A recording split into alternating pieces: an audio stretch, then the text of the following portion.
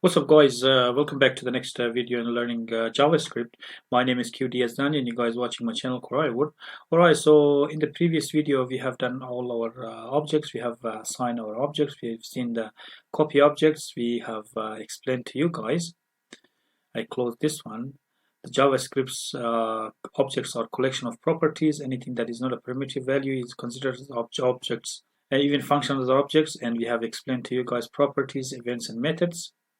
And every property have these ones. You have every object has this three. It has a property, it has events, and it has a methods.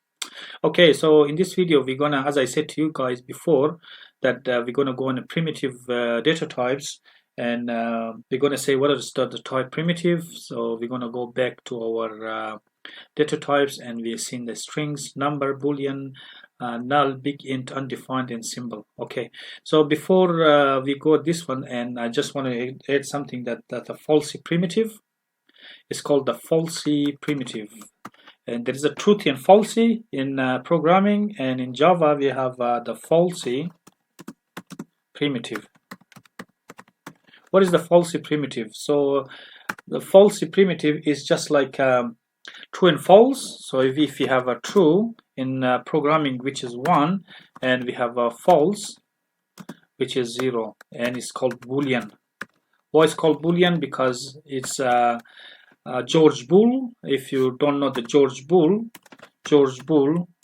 it's in honor of George Boole, because George Boole was a famous mathematician, and he created this true, 1, and false. In mathematics there is something called true, and there is something called false. Either something is positive, true, and negative, which is false, and it's created by the George Boole, and the Boolean stands for in honor of his name. So George Boole was a famous, very big mathematician, so he invented this true and false. And the whole computer, banking, financial industry, complex, whatever supercomputer stands on this Boolean. So it's a very powerful. It's very something that is like an atom, and the whole world stands on the atom. So the whole computer industry in the computer programming stands on these two, true and false. Very simple. 1 is true, 0 is false, and you guys might be wondering why it stands, because everything, whatever you guys do, it comes to Boolean. If it's yes or no, either computer execute or no execute. You go and swipe your card at the supermarkets, and all your details, and the supermarket asks your bank either this transaction true or false, and the bank sends false. If the bank sends 1, it means that your transaction is going to approve. If the bank sends false, 0, then your transaction is going to get declined. Okay, so this is true and false, and we're going to go here, and we're going to open our here the console, because we need the console. And you've seen that all our whatever we've done is got logged, and if we clean here, because we don't want that one. And so if we true and false, as I said to you guys, if you put a boolean, and if you put a 1 inside the boolean, you think what happens inside the boolean? And it's true. You guys seen here, but in contrast, in opposite, if you put a 0, what happens is a false straight away. See, it's false. So that's a true and false is in Boolean. So we put a 0, which is false, and we put a 1, which is true. How about we put a 40, say we put 80, for example, or we put a 90? It's true, because it's not a false or anything, because 90 is true.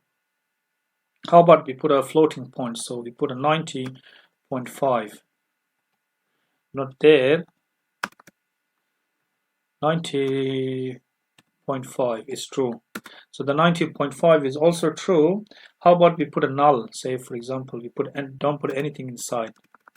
So we have this one, and we put a null. Is false, because null is not a true or false.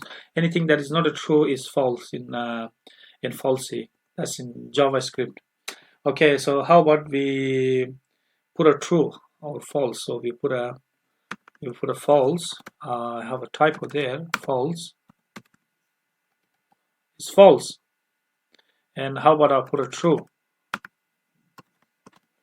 is true. So if I put a true, is true. In opposite that one, if I put a false, is false. That's false. And how about I put a, say, anything else, say null. You've seen that that one before. So how about I put a, say, test that one with the null. Null means not a there's no value, it's false. How about I put a NaN, not a number. NaN, which stands for not a number, is false because there's no number here. If there is no number here, it means it's false. So that's Falsy primitive in JavaScript. So we have a string which you guys can put a ABC, something like that. We have a number which you guys see in that one. We have say 300 number. We have a Boolean which is that true and false. We have a null which has no value. If something has no value, it means it's a null. And we have a big int is called 1n. We have undefined, something is not defined. It is not defined, and we have a symbol which is represent for uniqueness. If you guys declare something unique, which we're gonna go shortly. So now we're gonna come, if we're gonna come and check our condition again, we put an if, and of 0. So we put if 0, we put a console.log. If we put something right, high, say 0 undefined. So if we put a 0, it's not gonna run. But what about if you put a 1? So if we put a 1, says high, so because it runs. So the first one, if you put a 0, which is false, it's not gonna run.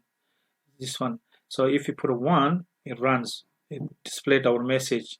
So you guys can practice with Truthy and Falsy in JavaScript. So you guys, if you put a 1, it will run. But if you put a 0, it will not run because it's false. 0 is false, as I said here. 0 is false and 1 is true. And you guys can see 1 is true. Alright guys, that's it for this video. If you have any question or comment, leave in the comment box. Otherwise, I'll see you guys in the next video, and bye.